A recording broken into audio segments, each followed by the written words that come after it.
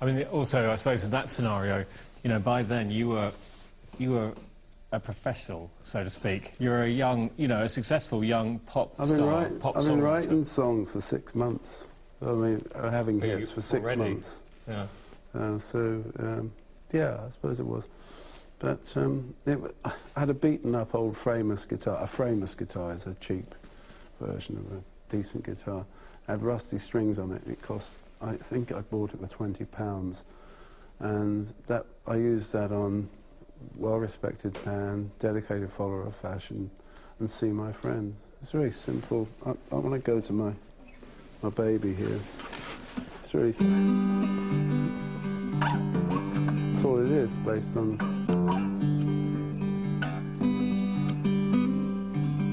It's still very elegant, though. Yeah, it's all right. I wanted to get that sound from my brother. My brother, people don't realise what a really great ensemble singer my brother is. He reaches really high notes. So you can put in some really high harmonies. The trick was, a lot of those early Kinks records, my then wife would sing in her range, and my brother would sing up in the same register, and made it sound really unique. It gave the backing vocals quite... Certainly on Waterloo Sunset, they had that special quality to their voices. Waterloo Sunset is a song that has become, you could say, a folk song in a sense, although it's always associated with Ray Davies and the Kinks. Yeah. But it is one of these songs which is played at weddings, it's played at funerals, possibly because it's so emotional. And there's this feeling within it which I think we can all relate to. Even if we don't know exactly what it's about, we can relate to it, whether it's the person slightly outside of society or the couple. I knew the song was special when I wrote it. I wrote it on I bought a little mini grand, real cheap, for £200, good deal. It was the first song I wrote on that piano. And I knew it was going to be a special record. That's another thing.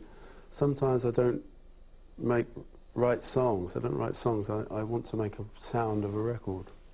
And I had the sound in my head of what it was going to be like.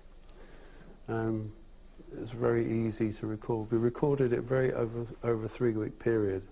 Went in and did the backtrack first, just strumming 12-string guitar, drums and bass. My brother didn't play on the first backtrack. Then we went in the following week, and which was different in those days. I worked out a part with Dave, my brother. All the nice little counterpoint, all the little riffs. And then a week later we went in and did the vocals. Even then, we just put the backing vocals on first. The last thing I did was do the lead vocal. And did it, because I had an ear infection, we did the vocal through a speaker rather than the headphones. And so if you listen, and it gives the vocal a special quality because it's just one speaker in a room, but you can hear a little bit of the sound coming back through the speaker. It gives it, and that's why I sing it in a kind of gentle way. You know, I'd still like to rewrite some of the lyrics. Why? I don't know. Niggling you? Yeah, but I'm like that, you know. I'm still waiting to get the phone call to redo the vocal on Sunny Afternoon, because I had a cold and I don't hit all the notes. As you probably discovered, I don't always pitch right. I'm a song stylist. And I've tried with all modern technology, with Pro Tools and digital technology, to make with perfect pitch. You can pitch my vocal, but it wouldn't sound like me.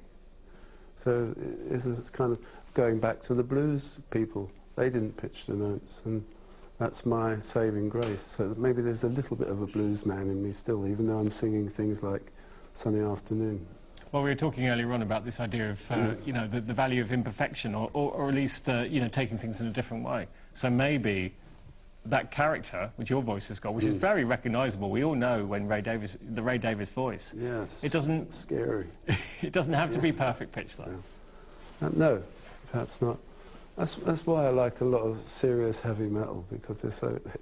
The fun of it is that they're all trying to be so perfect, and they're widdly-woos, guitar things. It's very operatic as well. They go very, very high a lot of the time.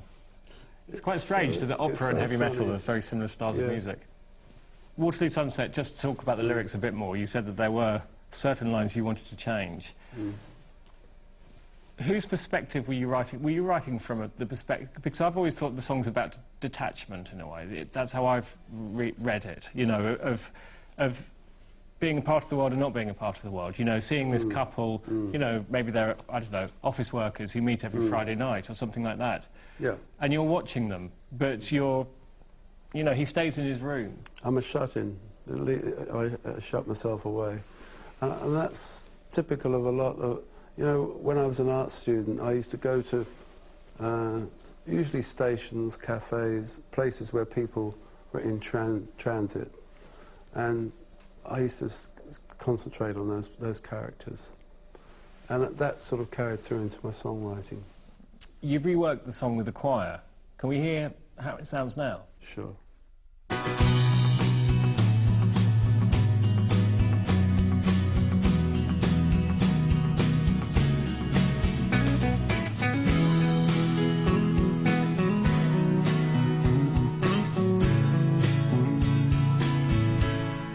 Dirty old river, must you keep rolling, flowing into the night? People so busy, make me feel dizzy, taxi light shines so bright. But I don't need no friends, as long as I get sunset, I am in paradise. Every day I look at the world from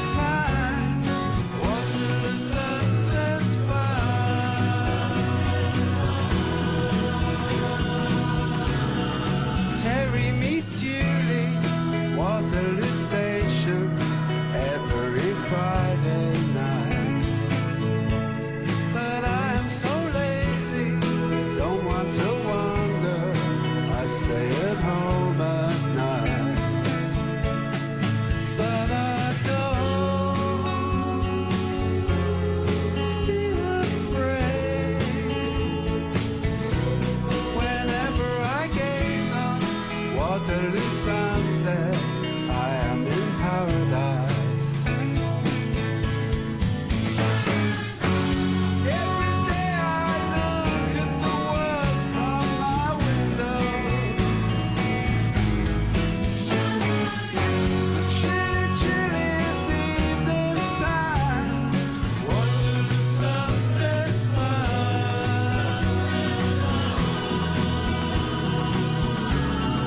Millions of people swarming like flies round Waterloo Underground.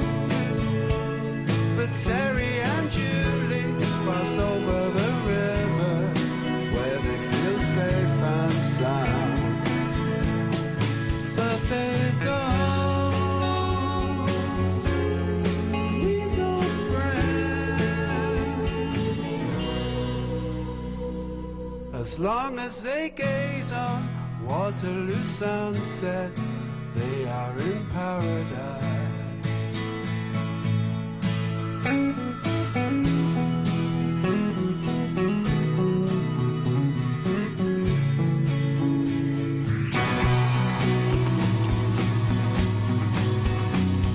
Waterloo sunset,